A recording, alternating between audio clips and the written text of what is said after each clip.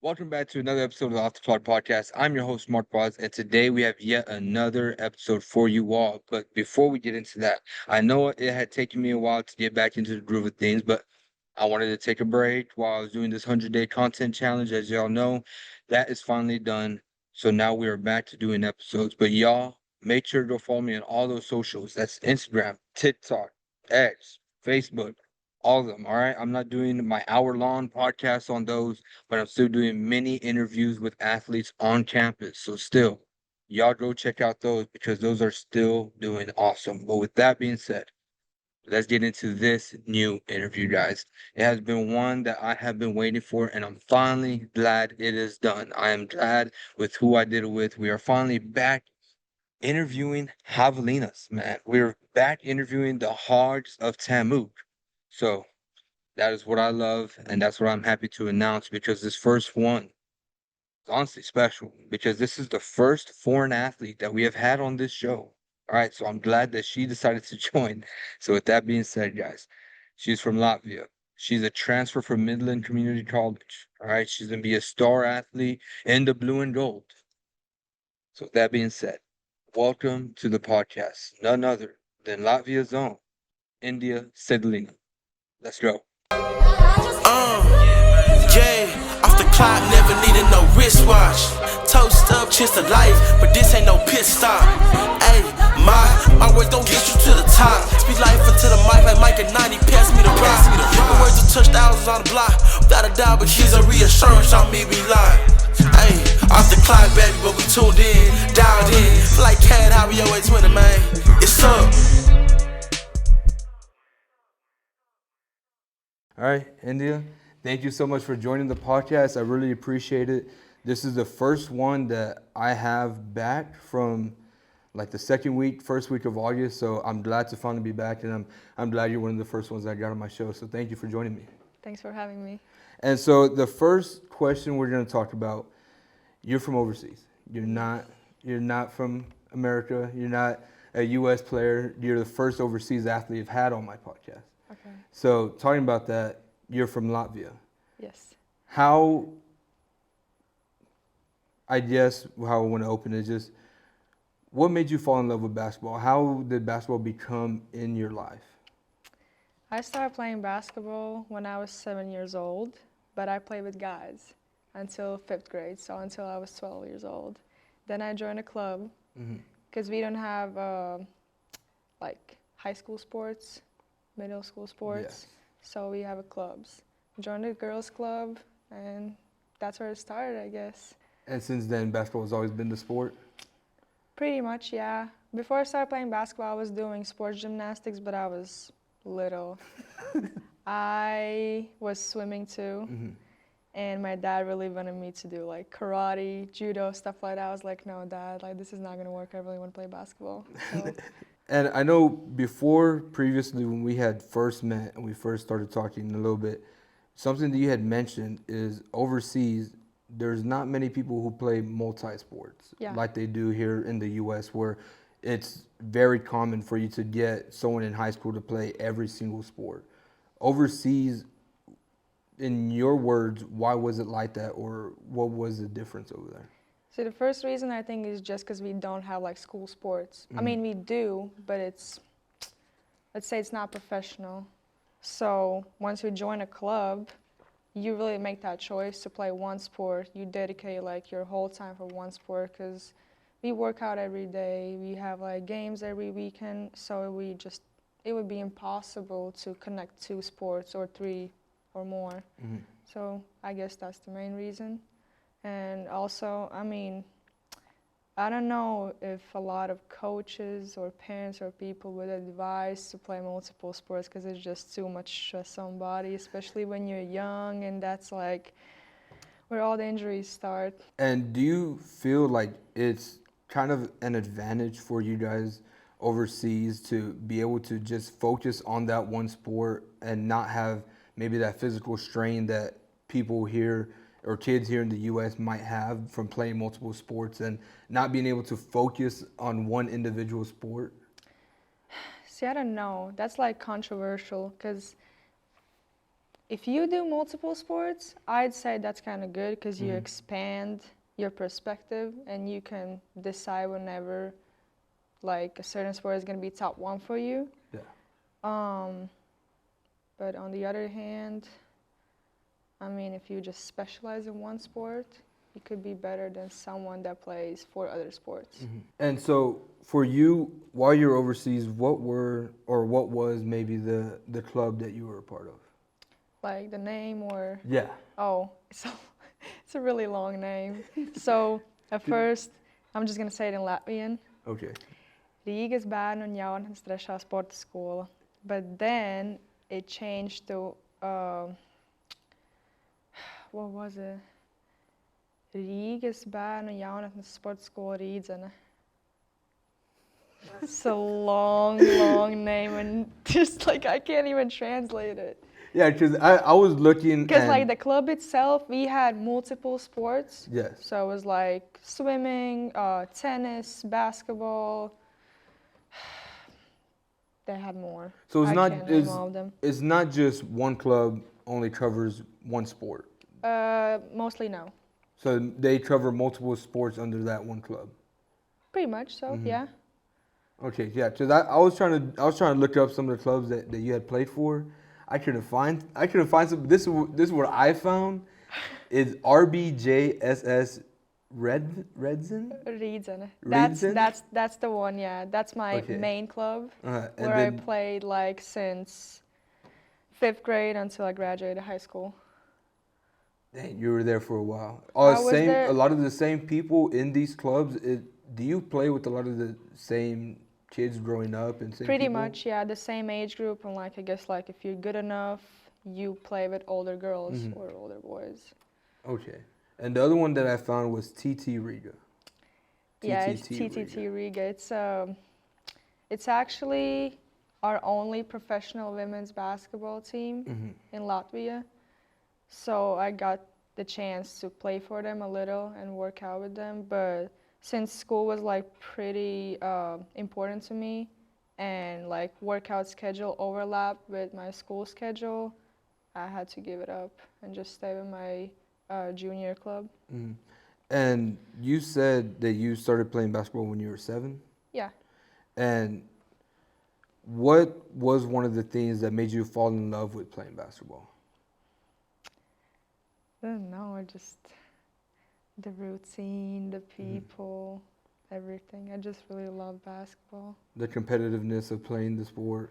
You know, there's competitiveness in every single sport, I think, but basketball was just like something that was like, yeah, this is my thing. I could feel it. You felt that there's nothing else could compare to how you felt when you played basketball, when you're on the court playing? Like, you asking me, is that what I felt while I was playing? Because like playing is like just a small part. It's like, you know, behind the scenes that other people don't see, like camps, just spending time with your teammates, all of that.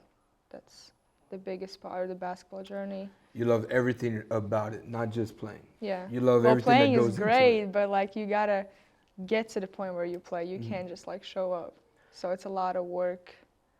I like that response because there's one response I can't remember what NFL player said it, but someone said you can't just be in love with playing on Sundays.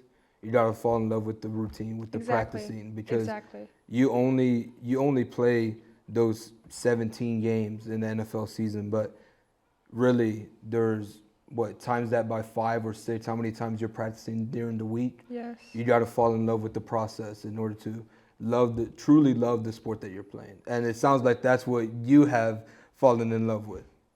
That's exactly how it is. And like here in the States, it's easier to do academics and sports.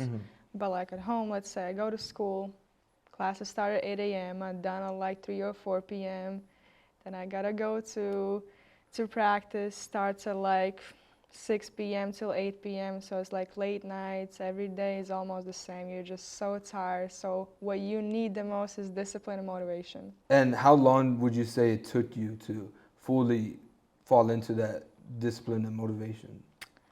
pretty quick because I really wanted to do that. Mm-hmm. Like, there are people that try to stop me. They're like, why would you do that?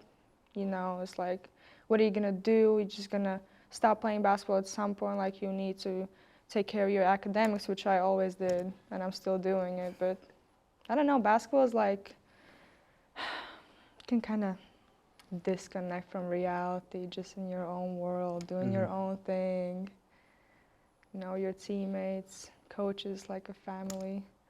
And whenever you were in your clubs, like I had asked right now, if a lot of the people that you're playing with are the same faces that you're seeing every year. Is it the same with like the coaches, or are they switching in and out year by year? You're going to different coaches depending on your age range and everything? So in my club, I had the same coach throughout all the years, and some assistant coaches that kind of changed. But yeah, the same coach from 5th grade till 12th grade. And so you are playing. Obviously you're playing other clubs, and how do those go? Because like you said, it's not like high school sports where we have our own districts, we have our own area teams and Yeah. everything. How does it go for you guys? Do So- you guys set up tournaments? In our country, since it's like super small country, Latvia is smaller than Texas, for reference. They ain't much bigger than Texas. I'm gonna tell you that. They ain't much bigger than Texas, all Oh right? my God. But we get to play like almost every single club in the country. We have 2 divisions. So the first division is the higher Yeah. division, and we play all the clubs. And I think, I don't want to lie to you, but I'd say it was only 10 teams, I think, in the whole country. 10 teams In the those first countries. division and the second division, approximately the same number. So we would like play those teams twice a year, the same team. So what is it, like 18 games in total? Yeah, 18, 20 games. Yeah, plus we would go on tournaments outside the country. Okay. And how are those like? How are those tournaments like out of the country? That was honestly the best part. You know, you get to travel, you get to like see other places. Long bus rides, that's where you connect with your team, like actually you go through stuff, and that's like I think that's the best part of like playing sports. You get to travel, you get to see the world. Yeah, you get to experience many other things than just being in your one area. Yeah. And I think from what it sounds like overseas, you get a lot more of that because of how, like you said, in your country, there's not many teams that you can go play. Like you said, only 10 teams in your country. There's 10 teams within 50 miles of here, around us. and so it seems like y'all had to travel a lot. And my next question was, after you said there's only 10 teams, does it make it harder to get into the clubs? I think anybody could get into the club, but not anybody gets to play. I mean, not everybody gets to play. Yeah.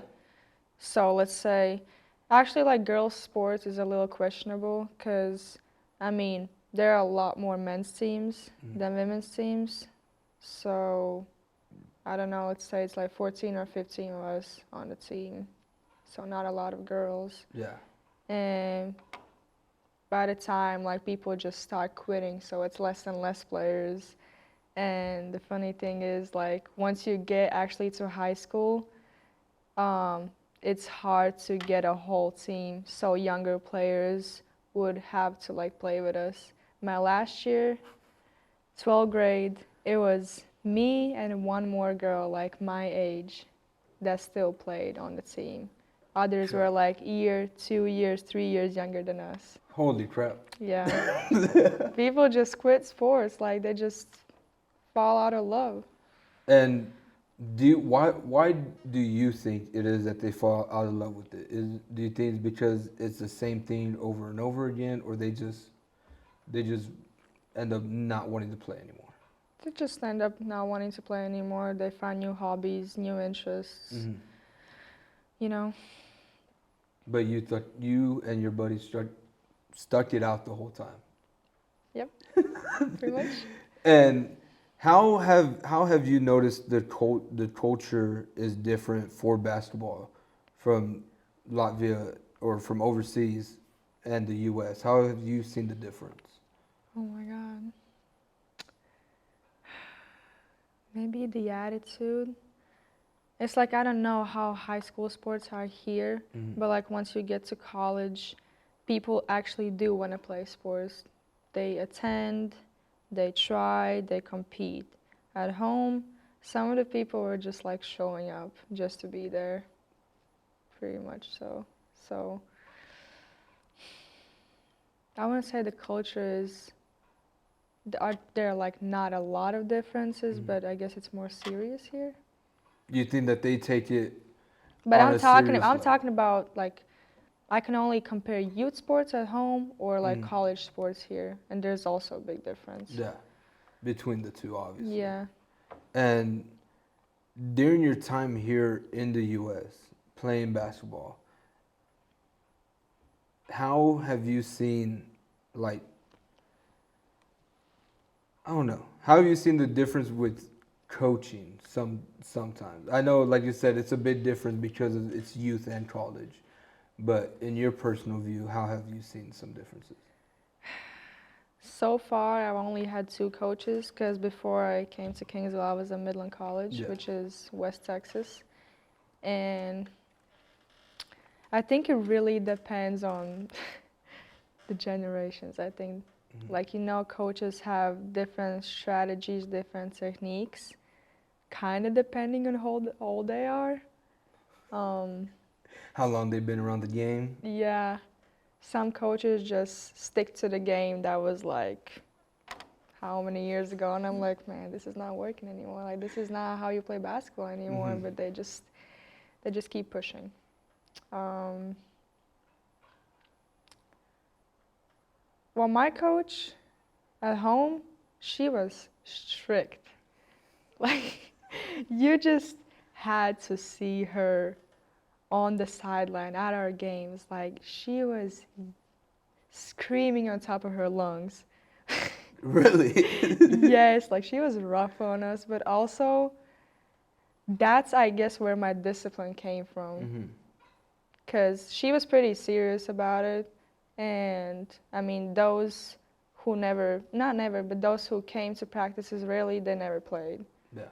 So she kind of pushed us to our best potential, and I'm so grateful for that because she's the reason why I'm actually here. Because when I had the opportunity to come to the States, she was the first person I called. I was like, I don't know what to do. And she's like, are you stupid? Like, just go. There's always home. You can come back whenever you want if you don't like it. And I guess she's actually the reason why I'm here in the States playing ball. Going back to your playing time over there, what have been some of your favorite memories or some of the best memories playing that you've had? Ooh. Oh my God, that's a long time ago, but under 15. So what was I, like 15 years old, 16 barely? We won the championship. So many teams in our country. Hey, the competition was tough. Like, Yeah, at least you still won. it's like Win. still like you never knew who was gonna win. So we won. Like we got the first place in the country, and that's, I guess, like my top one. Probably just tournaments, like traveling with the team and playing. Being around the team and going on those far trips. Yes. What has been one of the coolest places in your opinion that you've been to? I also play for a national team. Yes. For regular national team, like 5-on-5 and 3x3. So one of the coolest trips, I guess, was with my 3x3 team to, all of those trips were great, honestly. My first trip, Every single one. my first trip was to Hungary, so that was my first experience, and I'm never gonna forget that. That was pretty cool. And then also to Romania, that was like, I guess, the best one. To Romania? Yes. Was your favorite, and when did you go to Romania? 2023, I think. And I was with Right before I came to the States, 2023. And that was with your 3x3 team? Yes. And how'd y'all do in that tournament? Decent, pretty decent. Mm-hmm. Could have been better, but we did our best.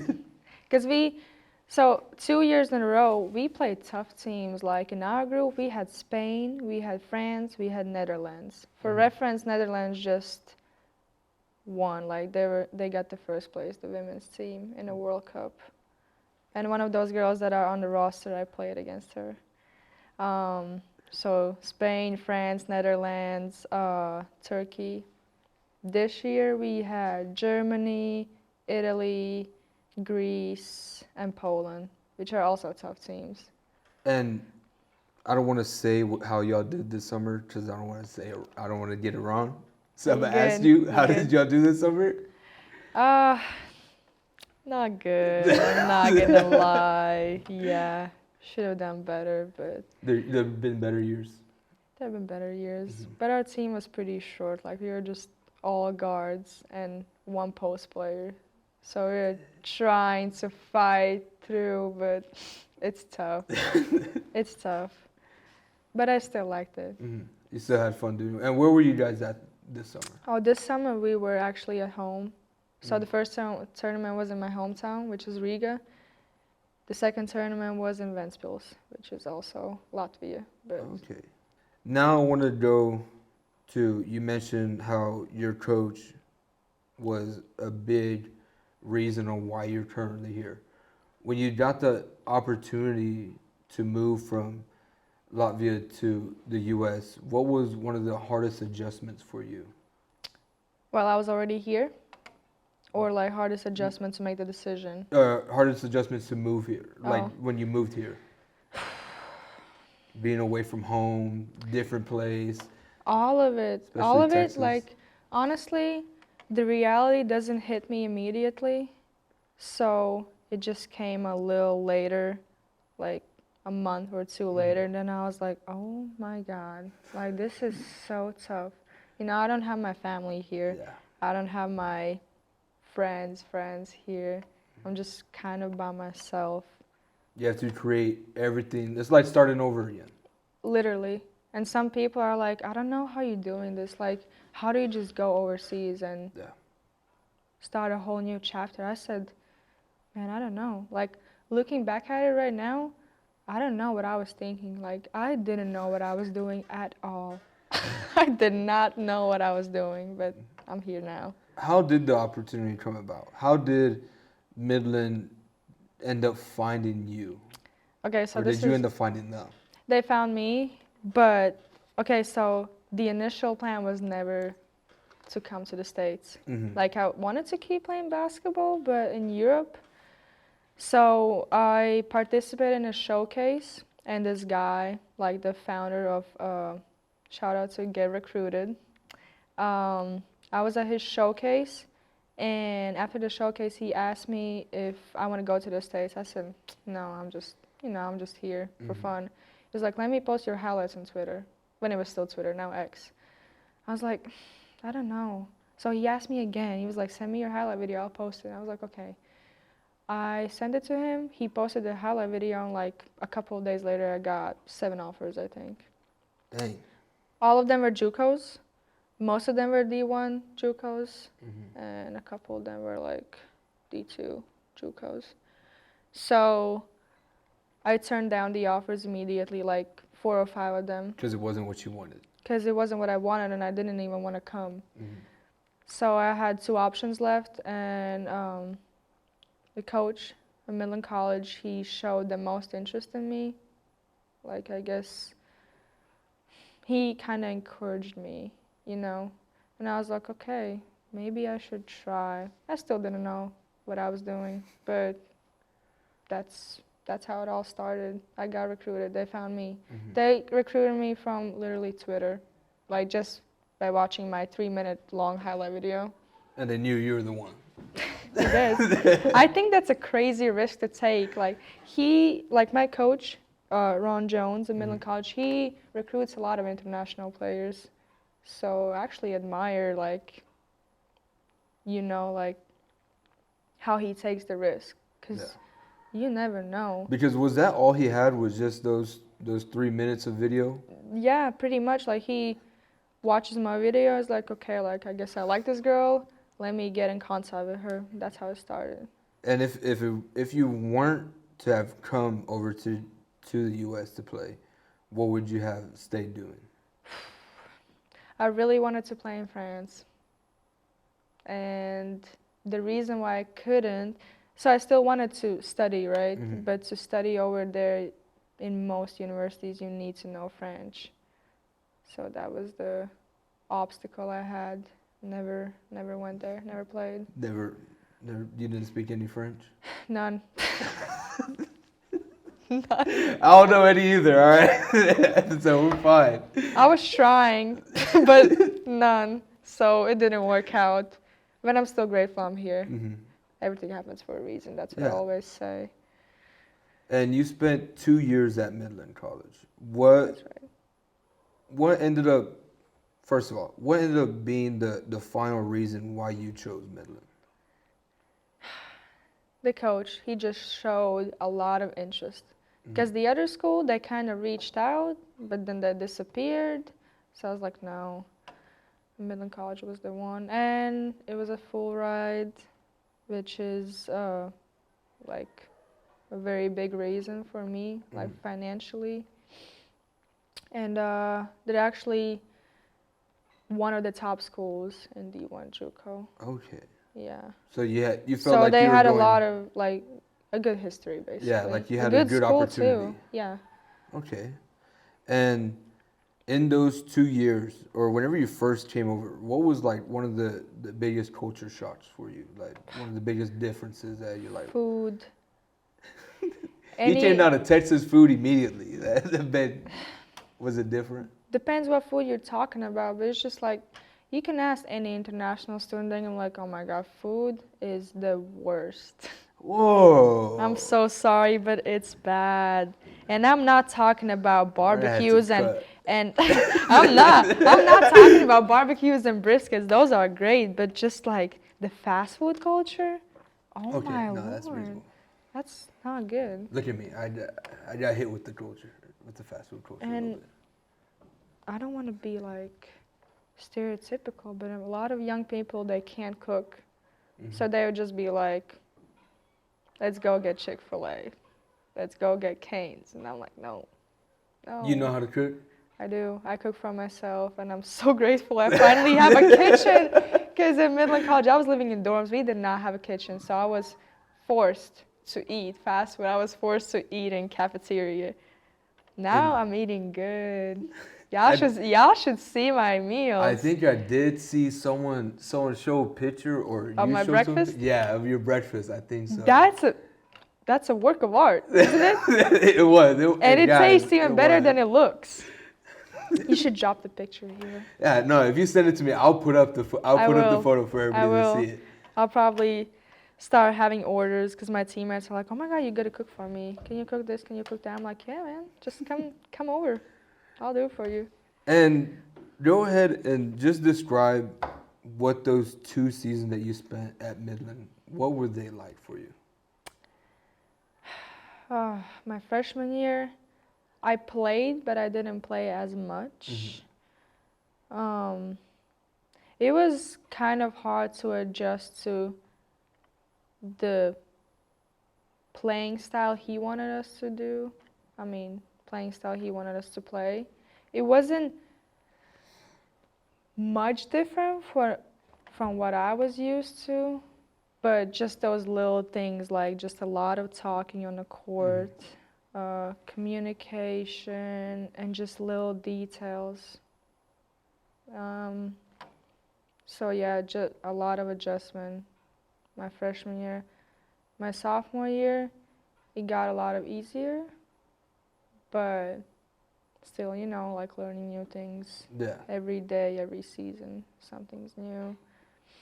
So, and since we were like in a tough conference, that was also hard. Like, it's not like you show up and you can be like, oh yeah, this player is not good, this is not good, or they only have one leader. No, like all the players are on the court are good. So. How did you prepare yourself for that second year, a jump where you got more opportunities to play? Well, first of all, I was a sophomore, and I don't know. I guess sophomores do play more than freshmen because they know what they're doing, I guess. But also, like, as I said, since I played 3x3 and 3x3s during summer, I was, like, working out consistently, preparing my body for the next season. I don't know, maybe it's bad. I wasn't taking a break at all. So I was, like, ready to go as soon as I got back on campus. Yeah. So it's just basketball for you Like, all the time. Maybe I should give What's myself a break. What's your biggest break from basketball? There's no break. Like your 2-week break? 3-week break? I don't know if I can call it a break because I'm still working now, but once the season is done, which is like March till May, so you get about... I guess that's a break, but I'm still working out. You're still working out, preparing to get ready. Yeah, because I know I have to go back home and play. Mm-hmm. No breaks. No breaks. Ball's life. But, Ball's life. but it seems like you love it, though. I do. It seems like even though it does take up a lot of your time, like it's still... You wouldn't be doing it if you didn't love doing it. I just want to keep myself occupied all the time. And for me, like... I guess Basketball's like 80% of that is basketball, and like call me crazy, but I just love it. Yeah, I mean, I'm looking forward to work out. I'm looking forward to play. I feel like in a bit I got a question like what you do off the court. I feel like it's nothing but basketball. You don't do anything off the court. Hey, that's no. Okay, off the court. Do you want me to answer that question now? No, we'll talk about that. We'll get to that. We'll get to that. I got you. But another thing that I had noticed and reading through a lot of the articles for Midland, I mean, you're shooting. You are a shooter. What gives you the confidence to go out there and just put up those shots? I mean, whether make or miss, what gives you that confidence to be the shooter that you are? What gives me the confidence? Just get on the court and be confident. Like, just play. Mm-hmm. Like, don't second guess yourself. And the funny thing is, I wasn't actually a shooter before I came to the States. I was more of I was driving to the basket. Like, that was my biggest strength. When I came here, my shot was ugly. It was ugly, and coach was like, my assistant coach the first year, Josh Smith, he was like, you know, your mid-range looks good, but there's something wrong with your three-pointer. And I'm like, I know. You had to fix something. He actually did fix it. Uh-huh. So that's how I improved my shot, and I started to shoot a lot more threes, and my percentage went up. Because I didn't even know what my percentage was in high school and middle school. I wasn't even allowed to shoot threes, low-key. Like, I would shoot a three, coach was like, no. Like, you're not doing that. Take you out of the game, put someone else in. No, like, no, you know you can't really shoot. Uh-huh. So, I don't know. The confidence, just gotta be confident. It doesn't matter if you miss, doesn't matter if you make it. You just go out there and you gotta shoot it. Yeah, I guess you keep shooting. Like, you miss one shot, you miss two shots. Yeah, there are like days where your hands are not as hot. Mm-hmm. Just don't think about the missed shot. Just move on. All right. You always got to think that the next one's being made. Next one's going in. It's always going in. Yep. And so the next question I have, what has been one of your favorite memories or favorite games at Midland? Oh, okay. That wasn't my best game at all, but we won New Mexico Junior College, and they were ranked #1 in the country. I did see that win. And we won against them on their court. Mm-hmm. We upset them, we upset the fans. That was like, I guess, the greatest game. What is that feeling like? Because you go in and, like you said, #1 in the country, and everyone expected them to win. It's easy, but you go in there and you upset them. What is that feeling like? Feels great, and you could actually feel the team spirit. Everybody was like, we were like as a whole, mm-hmm. not just by ourselves. So I guess we came in more prepared and more locked in, because I'm pretty sure they were like, oh yeah, it's like Midland College. They're not even top 25 in the country. Like, we can just got this. It's be we can just win. But nope, does not work like that. It wasn't like that at all. And so, along with your playing, you also mentioned that academics meant a lot to you. It still does. You earned all academic honors while you're there at Midland. And so, again, like, how was it balancing that? Was it still easy because you had been doing it for so long? It didn't seem like it was hard, or how was it for you? I wouldn't say it was too easy, but it's a lot easier than at home because as I said, school and basketball, two separate things. So you really had to like manage your time, academics, basketball.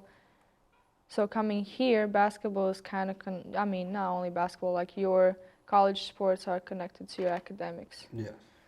So it's a lot easier. We're taking less classes here, so you have more time to study, more time to like actually spend time on like certain classes, homework.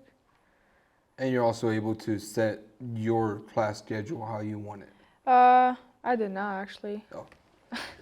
I don't know if there's but I'm not complaining because I don't know. If I was able to set it up myself, I would probably mess up something. I don't know. So it was set up for me. I registered for classes, and the schedule was already ready for me. So they were like, "Does this look fine to you?" And I'm like, "Yeah, I guess. Like sure. whatever credits I need, that's fine by me." I would admit I'm almost the same way. I choose what time I have my classes. Oh. But I don't care what classes I get. I tell my advisors every time I tell her every time I go in there, it's like, I don't care. You tell me what class I need. I don't know. I don't know what classes I need. Pretty much. Like, I don't know. I don't know what I need to take. I'm just here. It's like, you tell me. Oh my God, that sounds so bad, but that's how it really is. Yeah, I mean, I hear a lot of older professors talking about like, oh, y'all don't have a guide. They don't give you a guide. Like, no, I don't know anything about a guide. I just tell the advisor, give me what I need, and I trust them. I trust my advisor too, and I guess it's going great. Yeah, so far so good. I mean, so far so good. Until they tell me I need to take like 5 more classes, then something. I hope that doesn't happen to me. But I guess I'm where I'm supposed to be. Yeah, hopefully. Hopefully. And so now we go from Midland, and you're looking for a new home. How does TAMUK come across your radar? How did I end up here? Or how did we end up finding you, or how did you end up finding us first before you got here? Coach Madrid. He was the one that reached out to me first. On Twitter. That's where all recruiting like happens, I think. Especially for basketball. Social media has been, and I mean, now that I work in the athletics department, I've seen how important social media is on the recruiting side. It's crucial, like. Especially for a lot of sports that do deal with many foreign players, like tennis is one of them, golf is one of them, track and field, insane with international athletes. And so I've now gotten a better look and better understanding on how crucial social media is when it comes to recruiting. Exactly. Yeah, Coach Madrid was the one that reached out to me, and we were like talking for a while on and off. I did have other offers, but he's a great guy. Like, I mean, when the first phone call we did, like, I just felt so comfortable talking to him. Like, it just felt natural. And he talks a lot too. Coach Madrid is a great person. Now that I love when I'm around him because he brings a different energy, and he does. That's actually wow. Yeah, it's just easy to talk to him. It's not awkward at all. And he's very hilarious. He is super funny, and he cracks jokes all the time. Like when we were there at Men's Media Day, they were doing some extra photos for Katie, and we're there standing, and he looks at me. He just starts talking to me. He's like, You know, I had to go do counseling because I wasn't on your 100 days. on my social media, I was like, I'm sorry You that I didn't messed have up you with on that my. one, I guess. Yeah, I know. And Goodness. I had to send. I sent him to therapy, sadly. No, but I love Coach Madrid. He is so funny. He's great. He So I can is. understand why Coach Madrid could be a huge reason on what impacted or what made you feel like it could be a great place to be at. It is a great place. I love it here. I really enjoy being here. I enjoy my team. Yes, Kingsville is a small Yeah. town, but I enjoy the circumstances, the staff, coaches. Like, it's just great to be here. And what were like some of the first impressions that you had of just Kingsville or people that you first met? The town itself, tiny, not the prettiest, but it's all right. It's all It'll right. do. We are okay. We are at least like close to other cities like Corpus, Yes. San Antonio, Austin. Because Midland was far from everything. The closest, I guess, like city was Lubbock. It's where Texas Tech is at, and that's really the only thing they have there. Other than that, I don't think Lubbock would be as Nah. known. But Midland was like in the middle of nowhere, like actually. Mm-hmm. So Like yeah, you're Kingsville is small, but like if you want to go somewhere, 30 go minutes to Corpus. Corpus, like go to the beach, you know. Exactly. The beach isn't too far. You want South some Padre Island. Everybody loves going there. also like you want something more fun, go to San Antonio. Bingo. It's not too Easy. far away. Just a quick 2 hour drive. Yeah, quick hour, Quick. just quick. Depending on how fast you drive. Yeah, It could be a quick We're one. not speeding, right? No, never speeding. Always speed limit. Every single time, all the time.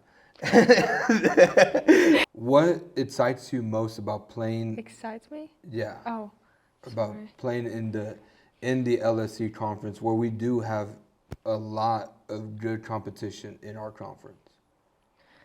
What excites me the most? Well, I was in Texas before, so I'm guessing that I'll probably recognize a lot of players that I already saw playing in Region 5.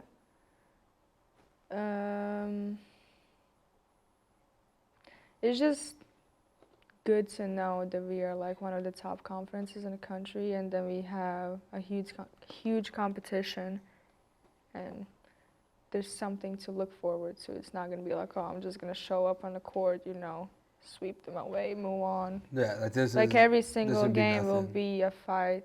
Mhm. That is exciting. That's exciting to know that you're gonna go in there, have a good game every single time, and hopefully every single time we come out with the dub. Exactly. and, Exactly. and so one thing that I did want to also ask, and this goes back to your 3x3 teams and everything like that. What does it mean for you to be able to like play for teams that represent your country? It means a lot. Like, you can't just show up wearing your national team jersey and be like, oh, I'm just gonna ball. Like, that is a huge responsibility, because obviously, like, everybody's relying on you. You are recognized, because 3x3 team, it's only 4 people on the team. From all the players that could have been chosen, it's you and those 3 more players. So, obviously, I enjoy it. I'm still having fun. But also, like, once you get on the court, like, you just lock in. You're like, okay, like, people are watching you. And, like, 3x3 is a pretty new sport. The first time they were in Olympics was 2021, and Latvian team actually won championship. Did they? Yeah, they were Olympic champions, the men's team. Interesting. By the I way, didn't know that. Was it in 2021? yes, that was the first time 3x3 was in Olympics. Ah, and now? So, like, more and more people are getting familiar with the sport and watching the sport. But, it's kind of like an honor that I can play 3x3 and, be part of the new journey, new sport. New generation. New generation, yeah, because a lot of people are like, okay, like what's 3x3? Like what's different about it? Like I know there's only like one basket, Yeah. but it's much more than that. It's more physical. I would say more athletic. Pace is quicker. Yes, I would say a lot of that. And that was gonna be my next question. Like, what were some of the differences between playing 3x3 and 5v5? The physicality and pace. Just like you gotta be quick. You gotta react to things a lot more quicker. Because 5-on-5 basketball, especially because like, okay, so the shot clock is 30 seconds in offense here in the States at home. Like in Europe, it's 24 seconds. So you have more time to make plays and make a decision. I'm not saying you can be slow, like just not move your ass up the court. But yeah, 3x3 is a lot quicker. 12 seconds on a shot clock on offense. Okay. And let's yeah, say you're only like on one half of the court. yeah, and let's say like the opponents score, you get the rebound real quick, and then you gotta go like outside the 3-point line, and you keep playing. You keep playing. And do you find it more fun than playing 5v5? I'm not gonna say I like it more than 5-on-5, but That's a yes. But no, it's not a yes. I have a reason. It's because like I don't want to say I get tired, but it's a good switch up. Like once the season's done with 5-on-5, you go to 3x3. You know, different environment, a little different sport. Still basketball, but 3x3. So like you get a break from 5-on-5, play 3x3. You're done with 3x3. You have a break from 3x3. You go back to 5-on-5. Go back to 5-on-5. You get enough of each one. So I guess I'm playing two sports. Now that I'm thinking of it.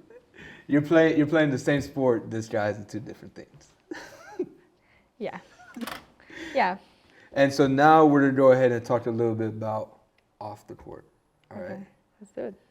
Outside of basketball, which doesn't seem like there's any time where you get outside of basketball, what are some of your hobbies and some of your passions that you like to do? Well, now that I actually live in an apartment, cooking is like one of my, I guess, hobbies. Like do you live alone or with a teammate? I live with 2 teammates and 1 rando, but I cook for myself, and I really enjoy that. I enjoy cooking for myself. What's your favorite meal to cook? Oh my God. Okay, breakfast is my favorite meal of the day. So. Breakfast is my favorite. It's the best. I love breakfast. So like, you know, when you wake up, slow mornings, the best thing ever. Yes. Most of the time, eggs, like scrambled eggs, some cheese, I don't know, onions, mushrooms. At what time are you usually waking up? Well, just because of our schedule, Mondays, Tuesdays, and Wednesdays, we have early mornings. Like, we got to be in the gym at 6:30, if not earlier. So I wake up at like 5:50, go to gym, workout, come back, and then I have time until class. And then I would like make coffee. I'm actually more of a tea person than coffee. Okay. But tea is different here. I drink tea with honey. Honey is different here, so I'm not drinking as much tea here, so I would just make my coffee. Some scrambled eggs, cottage cheese, avocado. On weekends, I would make pancakes. The best thing ever. Ask my roommate. You start getting some Ask my orders. roommate, T. She loves my pancakes. She's like, who's the roommate? We gotta know who that is. Talia. All right. We'll ask her. We'll go ahead and ask her. Yep. She won't lie to you. But yeah, usually it's just scrambled eggs with cottage cheese and avocado. That kind of fuels me for like half of the day. And so now, like you said. Oh, sorry, I didn't mention more hobbies. Oh my God. Okay, like cooking is one of them. Takes a lot of time.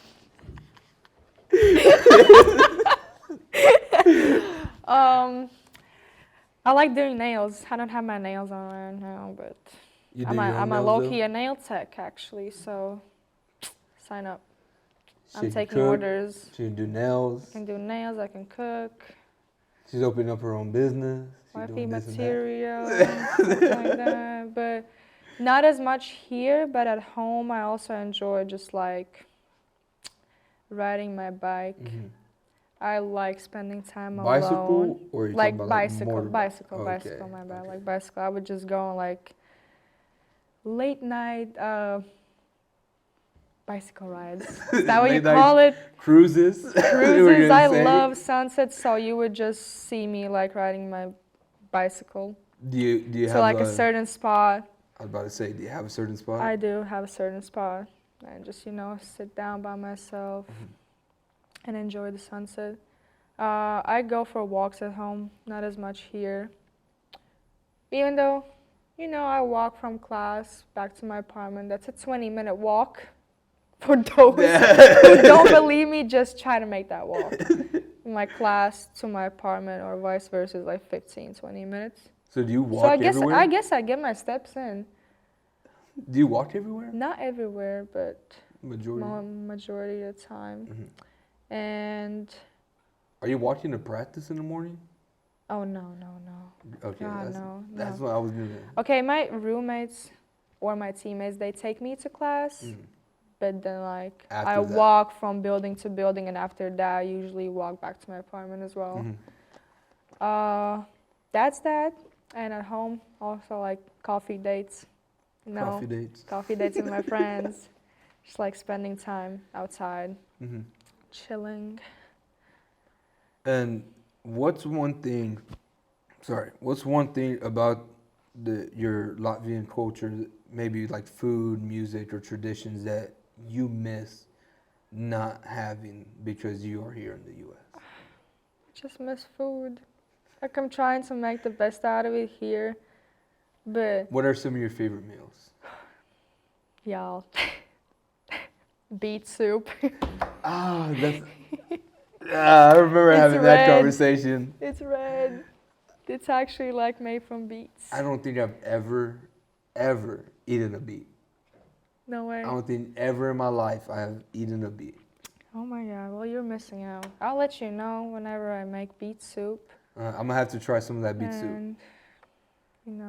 You'll be the first person to give me to eat a beet. Also, I brought from home, it's called buckwheat. So like, y'all have rice on the side or potatoes, we have buckwheat. Just look it up, how it looks like. I'm about to look it up. So, you can go ahead and keep talking. Yeah, buckwheat is great. You just boil buckwheat, eat it with some good sauce or chicken, whatever you want. And 2 of my teammates tried buckwheat. They actually said they liked it. I don't know if they lied to me. I really hope not, because that would hurt my feelings. But buckwheat is something that I'm sure they're telling you the absolute truth. I hope so. Also, teammates wouldn't lie. They better not. Also, we have a lot of potato dishes. Coach is making fun of me. Like, he's trying to tell me that potatoes from Idaho are better than Latvian potatoes. And I'm like, no, man. Like, just no. They're not better. I love the food discourse that is had. I love it. I love how much food is being talked about. Another thing. I love eating. Yeah, guys, I do love eating. Well, it seems like you made some good food, so. Oh yeah, I'm trying to make the best out of it. I'm eating good. Don't worry, Mom. I'm eating good, having good eats. She's making herself the best food that she could here. Oh yeah, for sure. And if there was something that you think, if I asked all your teammates, if I asked them to describe you in one word, how do you think they would describe you? One word? I would want to say funny, but I'm pretty sure some of them would say I'm scary. Scary? Why would you think they'd say scary? You should ask them, because I'm like, why am I scared? Like, what did I ever do to you? I guess, okay, did maybe you come in yelling one practice? I never yell. Oh my God. No, it's really hard to actually make me frustrated. Mm-hmm. Like, I get frustrated with myself, but just like that, like if you try to like piss me off, that would not work. No. I would just be like sitting here calmly, like chilling. All right.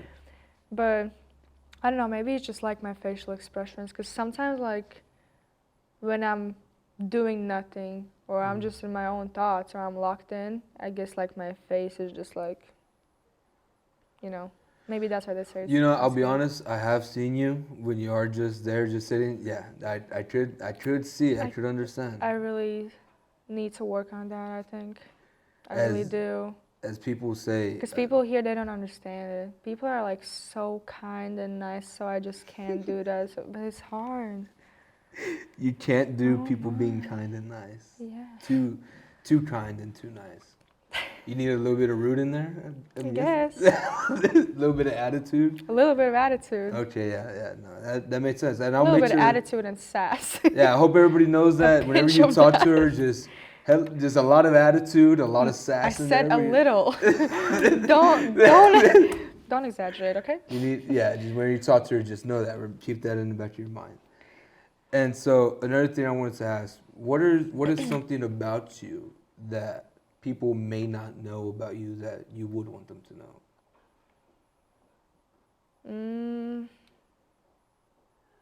Anything. I am a caring person, even though I don't look like one probably, but I am. I'm also a perfectionist, but that probably comes from my mom. It's in genes. Yeah, I need, like, if I am committed to something, I need it to be done, like, perfectly. Those are, like, I guess, like, two things. And I always need to be, like, occupied. Like I told you, I'd never get any rest, which is crazy. I should probably let my body rest.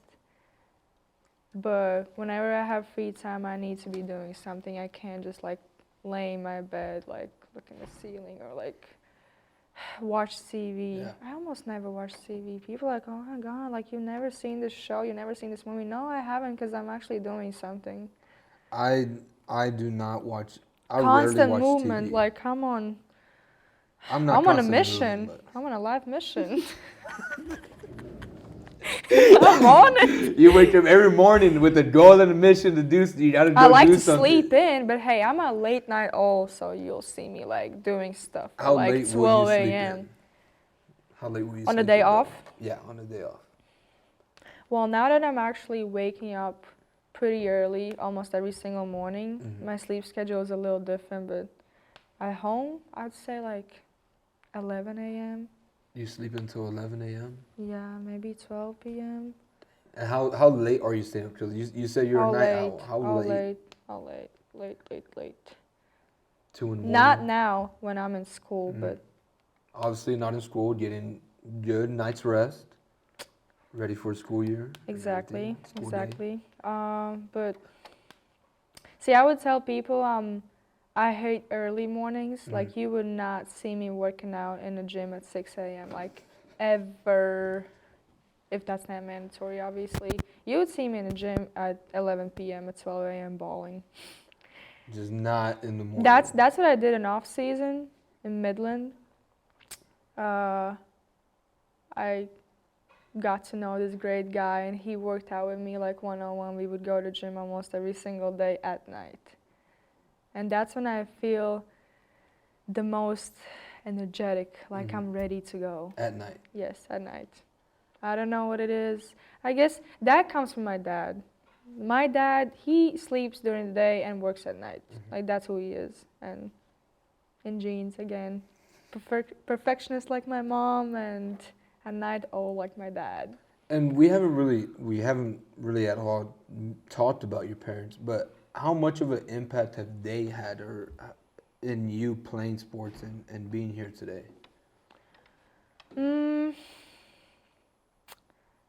I'd say mostly it was me, just like my dedication, my motivation, just like love for the game. My mom has always supported me in whatever I do. Like, she trusts me, I guess. Like, she knows I'm responsible, so whatever I wanted to do, she let me do it. My dad, he's not an athlete anymore, but he used to be an athlete. So I guess, like, even if I didn't want to play sports, he would push me to do that. And what did he play? Basketball also? He was doing kickbox. Oh, well, you So said he like wanted to get martial you arts. He in, wanted to get me in martial yeah. arts. That's what he was doing. And have you ever had the idea to maybe get into some martial arts now? See, we had boxing one morning instead of conditioning. I That was remember that seeing was that. great. Like we need to do it again. That was you, so you had fun. a blast. I wouldn't want to do it every day, but like as conditioning Mm-hmm. and something different from basketball, that was so cool. From running sprints and everything, you rather go Yes. to the gym and do some boxing, some sparring. Yeah, like. And also, on my show, we do like to talk about a lot of the academics. I'm not a great academic person to look after, all right? You look at my GPA, you'll be like, Mark, why are you talking about academics? Mark, what's your GPA? It's not good, but it's good enough Show for me. me, It's show good enough for me. me to pass. Oh, Right. okay. Well, I can tell you, it just nobody else will hear, nobody else will know. It's okay. Oh, really? not huge for GPA, but As long as you pass your classes, I guess, hey, and exactly. graduate. That's what I'm saying. I'm passing my classes. That's all that matters. Y'all don't know, but unless she goes out there and she exposes me to everybody else, I'm good. All right. But I do like to talk about other people's academics and how everybody else is doing, because what I have noticed with now thinking about every athlete I've interviewed has always had a stellar GPA average, always has done amazing academically at their universities. What are you studying and what are your plans for after college academically? So right now, my major is kinesiology with minor in sports management. Mm-hmm. Before that, actually, I was a business admin major because I wanted to do either finance or marketing, but none of those were like, they didn't have either of those in Midland College. So I was like, okay, let me start out with business admin, then I'll decide. But I was taking those business classes, they were so boring. And I'm like, oh my God, I need to switch my major. This is not gonna work out. Like, this is so boring. And yes, I'm still taking business classes, but it's a little different. Mm-hmm. What was the question again? What are your plans for my after? plans.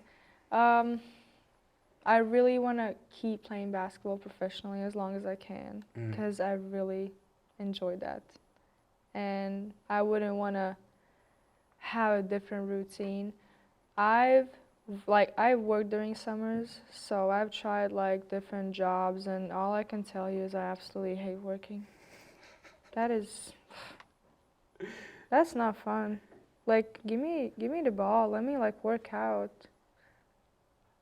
So I want to play as long as I can. Probably like go back home, somewhere in Europe. Keep playing, and then I guess we'll see. We'll see what happens then. We'll see what happens then. But the plan is just keep hoop till you can. keep hooping. Yeah, as long as I can until I'm like 70 years old. You're enjoying one of those and 70 then teams. retire. Yep. One of my favorite things that, I mean, out of this conversation that we've had, we're basically done now. One of my favorite things about this conversation is how much it seems that you love basketball. Your true love for basketball is unlike something I have seen or talked to other people about. I mean, interviewing them for their sports. I mean, everybody, I'm not talking crap about anybody I've interviewed. Everybody loves their sport. But it seems like your love just goes to the next level, where basketball is literally everything to you. It is. It really is. I mean, like right now, I don't want to say it's my job to play basketball because I still enjoy it. So I feel like as long as you enjoy what you're doing, that's not your job. It's like your passion. But also like I'm on scholarship because I play basketball. So if I wasn't in love with my sport, I wouldn't be here. Yeah. So I'm just so grateful that I can do what I love. Still do academics, get my degree. Yeah. That's where I'm standing at right now. Well, that's all we got. I mean, it's all over now. No more, nothing else to talk about. But Thank you so much for joining. Thank you for being on. It was a great conversation. Thank you so much. I love, like I said, I love how much you love your sport, and I think it's honestly amazing because, like you said, if you do something that you love doing, it's not truly working. You know, it's a passion that you have, and we can just say football. You can just say basketball is your hobby. It is my hobby. That's your passion. That's what you like to do. It's not even, okay, hobby is like, cooking is my hobby. Basketball is my lifestyle. Oh my God, I sound so down bad for basketball, but it literally is my lifestyle. Like, that's what I do every day, and I like it. I'm not tired of it. Can't get enough. Can't get enough. By J. Cole. All right, there we go. That's it. Thank you, Mark. Thank you so much. This is great. Yeah, no, So I this mean, is fun. Yeah, you made it great. Off the clock, never needed no wristwatch. Toast up, cheers to life, but this ain't no pit stop. Ayy, my words gon' get you to the top. Speak life into the mic like Mike at 90, pass me the rock. My words will touch thousands on the block. Without a doubt, but she's a reassurance on me, we lie. Ayy, off the clock, baby, but we tuned in, dialed in. Feel like Cat, how we always winning, man.